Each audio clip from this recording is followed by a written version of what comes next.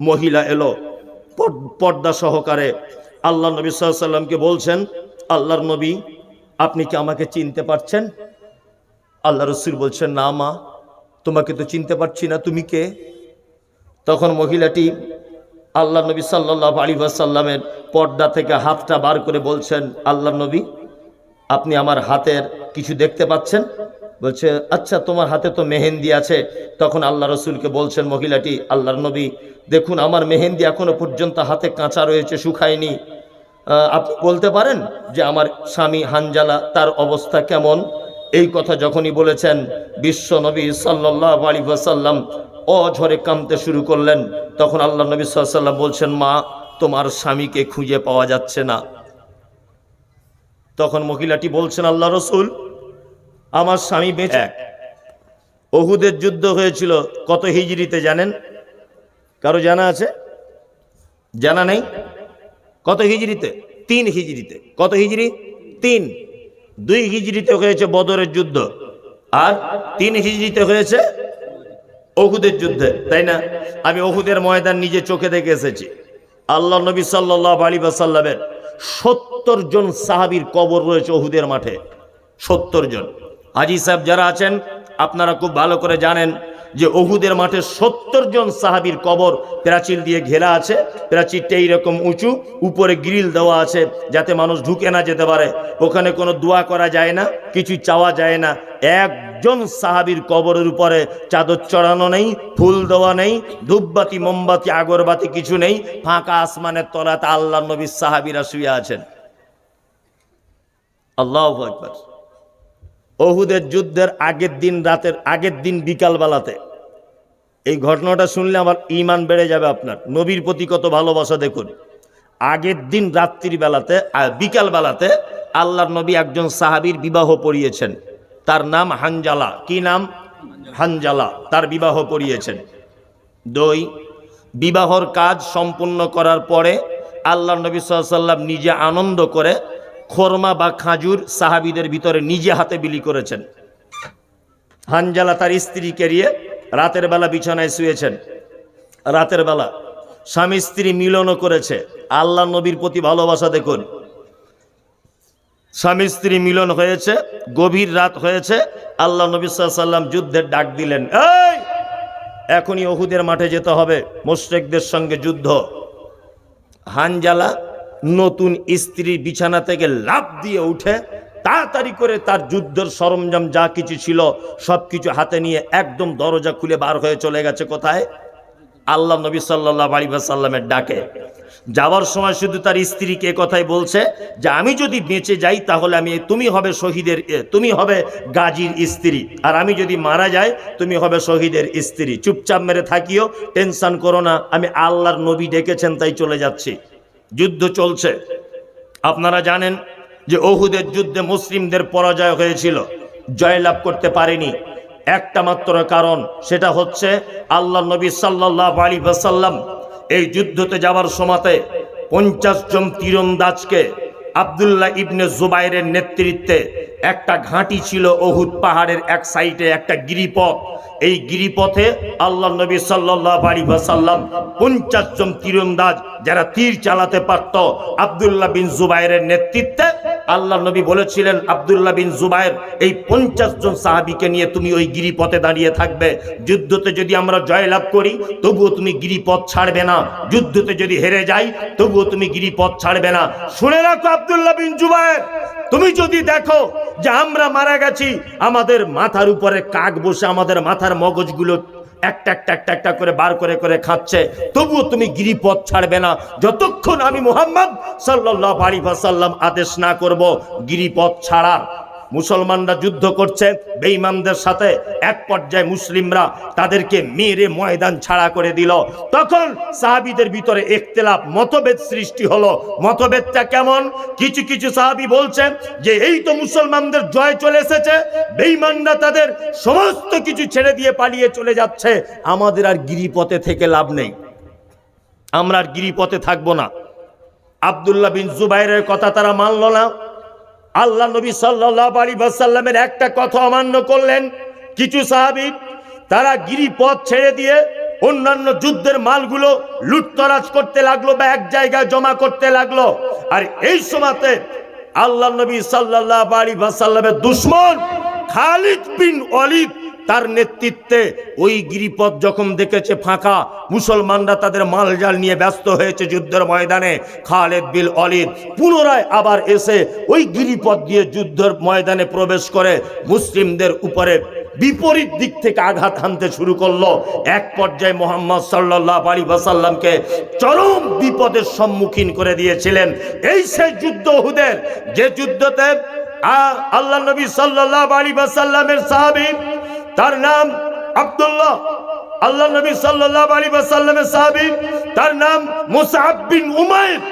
মুসআব বিন উমাইর বলছেন, আল্লাহ নবী সাল্লাল্লাহু আলাইহি ওয়াসাল্লামকে যখন মারার জন্য খালিদ বিন ওয়ালিদ তীর যখন নিক্ষেপ করছে, মুসআব বিন উমাইর যুবক সাহাবী, তরতাজা 18-19 বছরের ছেলে মুসআব বিন উমাইর আল্লাহ নবীর বুকের সামনে দাঁড়িয়ে গিয়ে নিজের বুকটাকে খুলে দিয়ে বলছেন, আল্লাহ নবী আপনি চুপচাপ মেরে দাঁড়ান, আমি মুসআব বিন উমাইর বলছি, একটা তীরও আপনার গায়ে লাগতে দিব না।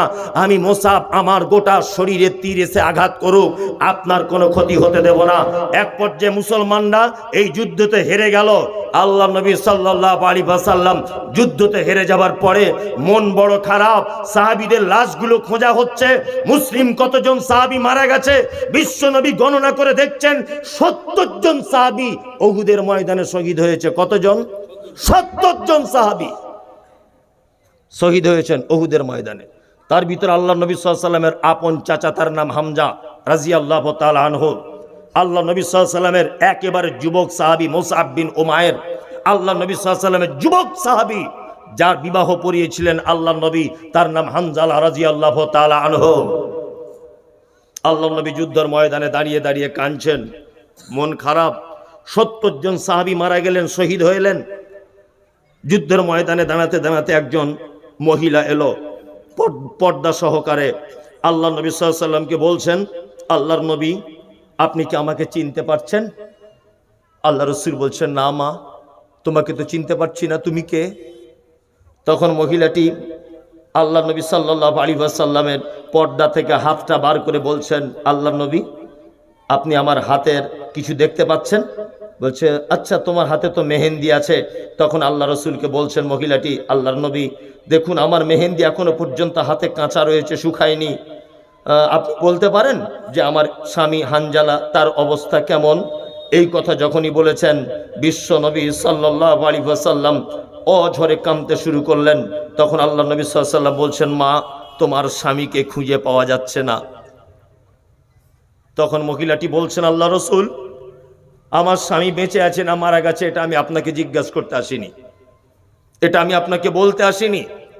শুধু এতটুকু আপনাকে আমি বলতে এসেছি, সেটা হচ্ছে এই যে আমার স্বামী যদি উহুদের ময়দানে শহীদ হয়ে যায়, তাহলে দয়া করে আমার স্বামীকে একটু আপনি গোসল করিয়ে দেবেন। কারণ আমার স্বামী আপনাকে এত ভালোবাসে যে আমি স্বামী স্ত্রী দুজনা মিলন করেছিলাম রাতের বেলা, ও ফরজ গোসল করতে পর্যন্ত ভুলে গেছে, আপনি ডাক দিয়েছেন চলে এসেছে। আর দ্বিতীয় কথা হচ্ছে এই, আপনি তো বলেন যুদ্ধের ময়দানে যদি কেউ শহীদ হয় তাহলে তাকে রক্তমাখা অবস্থায় ওই জামা কাপড় পরা অবস্থাতে তাকে দাফন করা হয়। আল্লাহর নবী দয়া করে আপনি আমার স্বামী হানজালাকে একটু গোসল করিয়ে দেবেন। আল্লাহ নবী সাল্লাল্লাহু আলাইহি ওয়াসাল্লাম সাহাবীদেরকে বললেন, মৃত্যু লাশগুলোকে এক জায়গায় করো। মৃত্যু সাহাবীগুলোকে এক জায়গায় করা হলো। দুজন সাহাবীর লাশ পাওয়া যাচ্ছে না। এক নম্বর হচ্ছে আল্লাহ নবীর আপন চাচা, নাম তার হামজা। দুই, তার নাম হচ্ছে হানজালা রাদিয়াল্লাহু তাআলা আনহুম আজমাইন। দুজন সাহাবীর লাশ পাওয়া যাচ্ছে না। মহিলা দাঁড়িয়ে আছে, আল্লাহ রসুল কাঁদছেন। এই সময় জিবরিল আমিন এলেন। জিবরিল আমিন বলছেন, আল্লাহর নবী আপনি হানজালার লাশ খুঁজছেন? বলছে হ্যাঁ। বলছে লাশ খোঁজার দরকার নেই, ওই ওই ওই দূরে দেখুন। দুজন সাহাবী হানজালার লাশ আনছে। আল্লাহর নবী দূরে দেখলেন দুজন সাহাবী হানজালার কাঁধে করে লাশ আনছে, আর মাথার দিক দিয়ে পানি ঝরে ঝরে ঝরে ঝরে পড়ছে, কাফন পরানো অবস্থায়। তখন জিবরিল আমিন বলছেন, আল্লাহর নবী হানজালা হারিয়ে যায়নি, কেউ চুরিও করে নেয়নি। হানজালা শহীদে আল্লাহ এত খুশি হয়েছে যে হানজালাকে তৃতীয় আসমানে ফেরেশতাদেরকে দিয়ে তুলে জমজমের পানিতে গোসল করিয়ে মিসকে আম্বারের সেন্ট আতর মাখিয়ে ওই দেখুন আপনার কাছে টাটকা জমজমের পানি মাথার দিক দিয়ে ঝরছে, আপনার কাছে পাঠিয়ে দেওয়া হয়েছে। আল্লাহু আকবার, আল্লাহু আকবার। এর নাম মুহাব্বতে রাসূল। এর নাম কি? মুহাব্বতে রাসূল। পৃথিবীতে একজন মাত্র মানুষ তৃতীয় আসমানে তার কাফন পড়ানো হয়েছে। তৃতীয় আসমানে আল্লাহ নিজে ফেরেশতাদেরকে দিয়ে গোসল করিয়েছেন, তার নাম হচ্ছে হানজালা। এর নাম মুহাব্বতে রাসূল। সারাদিন গাঁজা টানছো তুমি, সারাদিন বিড়ি টানছো, সারাদিন তুমি হারাম খাচ্ছ, তোমার মুখে দাড়ি নেই, গাঁটের নিচে কাপড়, তুমি এখন দাবি করতে এসেছ যে আমি নবীকে ভালোবাসি। এ কথা সত্য না মিথ্যা? মিথ্যা, কখনোই হতে পারে না এটা। মুহাম্মদ সাল্লাল্লাহু আলাইহি ওয়াসাল্লামকে ভালোবাসা মানে মুহাম্মদ সাল্লাল্লাহু আলাইহি ওয়াসাল্লাম যেটা দিয়েছে, ওমা আতাকুমুর রাসূল ফাখুযুহু ওমা নাহাকুম আনহু ফান্তাহু, নবী যেটা দেয় সেটা গ্রহণ করো, নবী যেটা নিষেধ করে তার থেকে দূরে থাকো।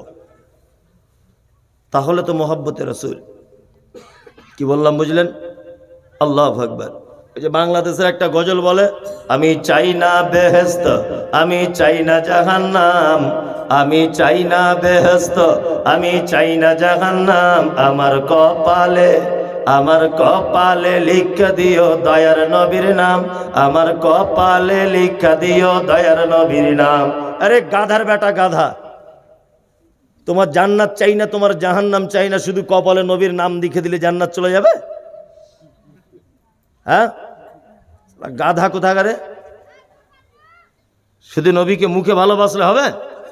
দেখতে পান না কিছু গাঁজাখোর আছে স্টেজে বসে বসে হু হু হু হু এই করছে, সালাদের মনে হয় পাশার চামড়া তুলে দিই হারামখোরেদের। তার মধ্যে আপনাদের কালিয়াচাকেও আছে কিছু, 3.5 হাত বড় টুপি এরকম করে দিয়া আছে না নেই? আল্লাহু আকবার। সবাই আল্লাহু আকবার, সবাই কালিয়াচক, মালদা, সব জায়গাতে যেখানেই আপনি দেখবেন সেখানেই দেখতে পাবেন হু হু পার্টি। মানে নবীকে আর কেউ ভালোবাসে না, ও আর ওর বাপ বাসে। বিয়াদব কোথাকারে, এটা নবীকে ভালোবাসা বলে? নবীকে ভালোবাসা মানে নবী যেটা আদেশ করেছেন সেটা মেনে নিতে হবে, নবী যেটা নিষেধ করেছেন সেটা ছেড়ে দিতে হবে। আল্লাহ সুবহানাহু ওয়া তাআলা কি বলছেন? আল্লাহ নবী সাল্লাল্লাহু আলাইহি ওয়াসাল্লামের আদেশ আর নিষেধ দুটো একটা বলে দিব, মানতে সুবিধা হবে। এক, আল্লাহ নবী সাল্লাল্লাহু আলাইহি ওয়াসাল্লাম তিনি বলছেন, বাল্লিগু আন্নি ওয়ালাউ আয়াত, আমার পক্ষ থেকে যদি কোনো কথা তোমরা জানো মানুষের কাছে পৌঁছে দাও।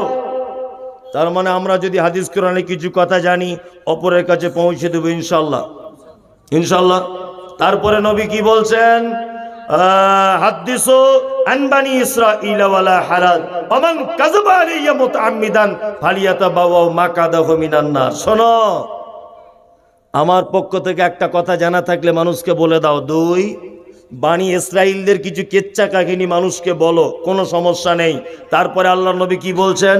ওমান কাযাবা আলাইয়া মুতাআম্মিদান ফালিয়াতাবাওয়া মাকাদাহু মিনান নার। যে কথা আমি বলিনি যদি কেউ আমার নাম করে যদি বলে তাহলে তার থাকার জায়গা জাহান্নাম।